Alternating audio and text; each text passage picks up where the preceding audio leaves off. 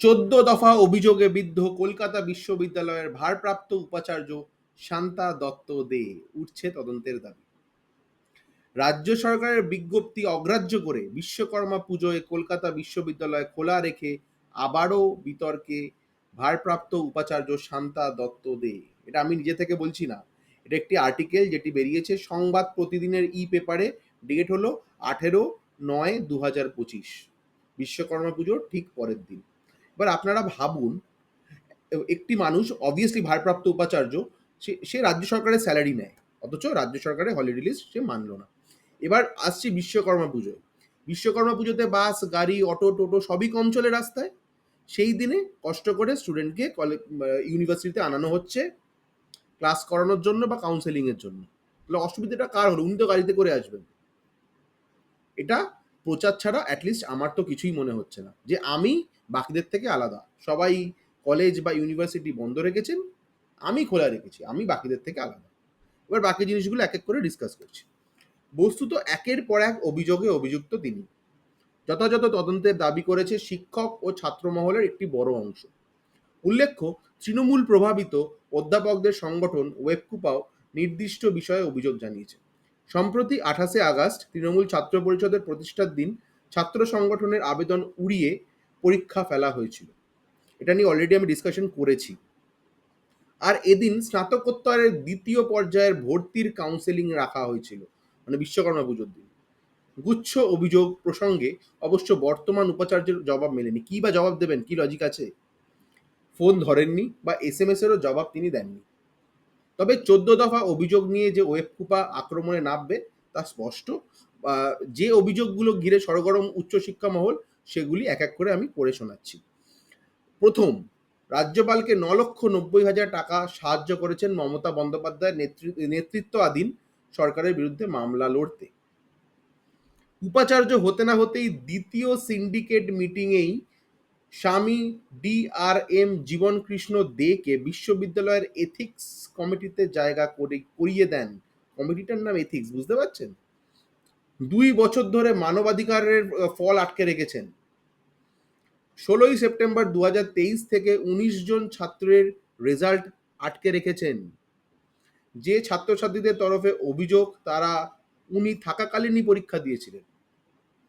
বিশ্ববিদ্যালয়ের তহবিল থেকে অধ্যাপকদের ফি দিচ্ছেন বলে অভিযোগ উঠেছে। এমনকি বেআইনিভাবে পদোন্নতিও করানোর অভিযোগও রয়েছে তার এগেনস্টে। ফলে এক শ্রেণীর বক্তব্য ইউনিভার্সিটির ফান্ড প্রায় শুকিয়ে যাচ্ছে। রাজ্য সরকারেরই বিজ্ঞান ও প্রযুক্তি দপ্তরের অনুদান 1 পয়সা খরচ হয়নি তারই অপদার্থতার জন্য।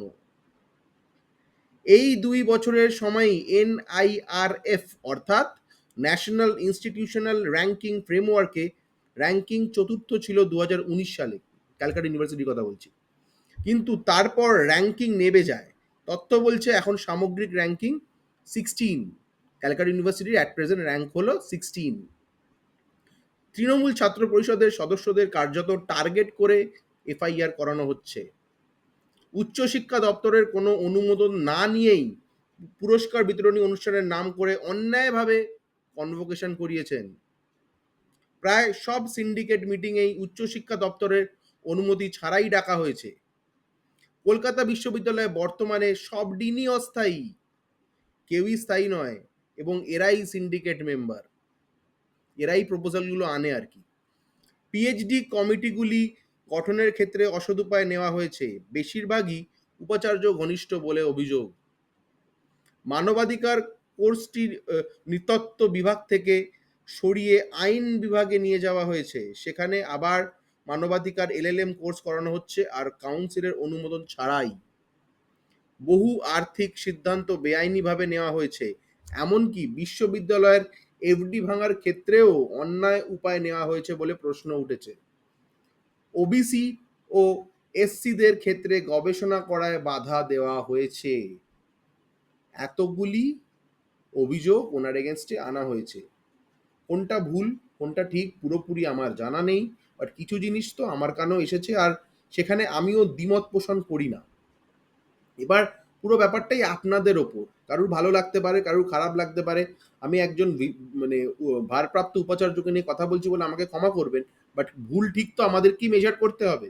সেই জন্যই তো আমরা পড়াশোনাটা শিখেছি। এডুকেশন তো এই জন্যই যে আমি ভুল ঠিক ডিসক্রিমিনেট করতে পারবো। তো এই হলো গিয়ে এই আর্টিকেলটিতে রাখা হয়েছে এতগুলো অভিযোগ। এই আর্টিকেলটির টোটাল লিঙ্ক আমি ডেসক্রিপশনে দিয়ে দেবো, আপনারা সেখানে খুলে দেখতে পারেন। আর যদি কোনো কমেন্ট করার ইচ্ছে হয় অবভিয়াসলি এই ভিডিওর শেষে কমেন্ট বক্সে কমেন্ট করবেন। আর অবভিয়াসলি চ্যানেলটি সাবস্ক্রাইব করবেন। ধন্যবাদ। ভিডিও এখানেই শেষ করলাম।